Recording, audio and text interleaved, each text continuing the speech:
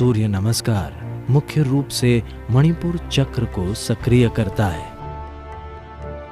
आपकी शारीरिक सेहत, मानसिक सेहत, आपकी आध्यात्मिक संभावना, सब कुछ इससे तय होता है। सूर्य क्रिया बुनियादी अभ्यास है। सूर्य नमस्कार उसका सरल रूप है।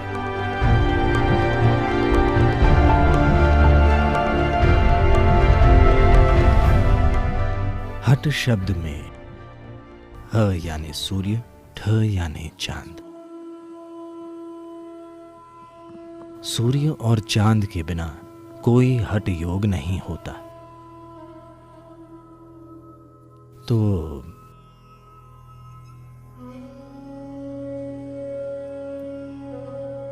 ऐतिहासिक रूप से, क्योंकि मैं विद्वान नहीं हूं, पता नहीं लोगों ने पहली बार use this name for the first time as Namaskar or Surya Namaskar.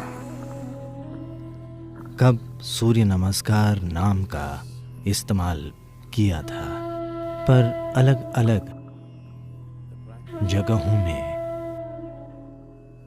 यह अभ्यास अलग अलग तरह से सिखाया जाता है। मैं गलतियां नहीं बता रहा, मैं कह रहा हूं। इसे अलग अलग जगहों में अलग अलग वजहों से जानबूझकर अलग अलग तरीकों से सिखाया जाता है।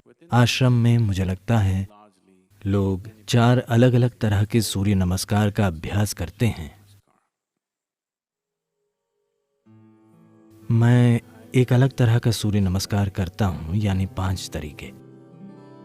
ज्यादातर इसे सूर्य नमस्कार कहते हैं क्योंकि ये मुख्य रूप से मणिपुर चक्र सक्रिय करने, सिस्टम में गर्मी पैदा करने और समत प्राण या ऊष्मा बढ़ाने के लिए है।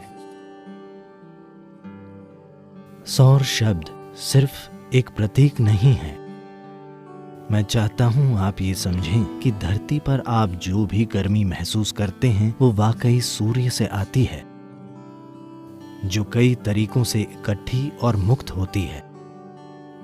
या हाइड्रोकार्बन्स का रूप ऐसा इसलिए है क्योंकि वे सूर्य में पके हुए हैं। अगर आप एक लकड़ी का टुकड़ा जलाते हैं तो सिर्फ सौर ऊर्जा बाहर आती है। अगर सौर ऊर्जा हटा दी जाए तो धरती ठोस बर्फ बन जाएगी। शोध से पता चला है कि 18 घंटों के समय में सारे समुद्र बर्फ बन जाएंगे। अगर सूर्य अभी गायब हो जाए तो परसों सुबह तक सब कुछ ठोस बर्फ होगा, कुछ भी तरल या लिक्विड नहीं बचेगा। तो सब कुछ सौर ऊर्जा से चलता है। शायद आप सोचें कि हम थर्मल या गैस से पावर पैदा कर रहे हैं। नहीं, सब कुछ सौर ऊर्जा से हो रहा है। मुझे ये पक्का तो नहीं पता, मैं इसकी बारीकियां जानना चाहूंगा, पर अकेला उपवाद शायद अणु का टूटना हो सकता है। ये सौर नहीं है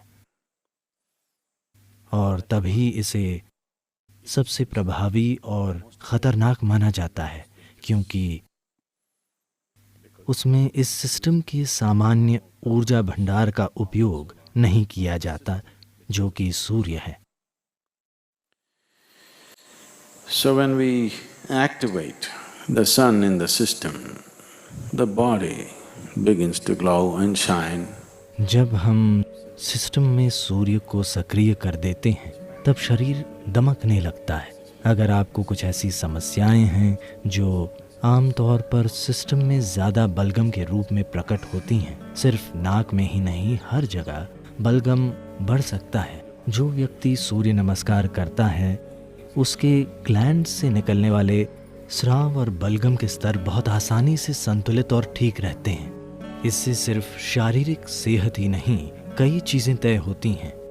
आपकी शारीरिक सेहत, मानसिक सेहत, आध्यात्मिक संभावना, सब कुछ इसी से तय होता है कि आप में कितनी सौर ऊर्जा, या कहें कि आपकी ग्रंथियों से निकलने वाले स्राव कितने संतुलित हैं। अगर ग्रंथि स्राव थोड़े भी असंतुलित हों तो यहाँ बैठकर सुनना भी बहुत मुश्किल होगा।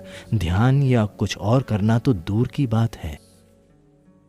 आपको अजीब महसूस होगा क्योंकि केमिस्ट्री कमजोर हो जाएगी। तो इसे संतुलित करने के लिए ये सबसे सरल और प्रभावी साधना है। जब हम हठ योगा स्कूल शुरू करेंगे तब हम एक खास तरह का सूर्य संबंधी अभ्यास सिखाएंगे। काफी कुछ सूर्य नमस्कार जैसा, पर उसे सूर्य क्रिया कहते हैं। उसमें खास तरह से सांस लेना और दूसरी चीजें शामिल हैं। सूर्य क्रिया आपके सिस्टम को पूरे सौर मंडल के तालमेल में लाने का एक अद्भुत प्रयास है।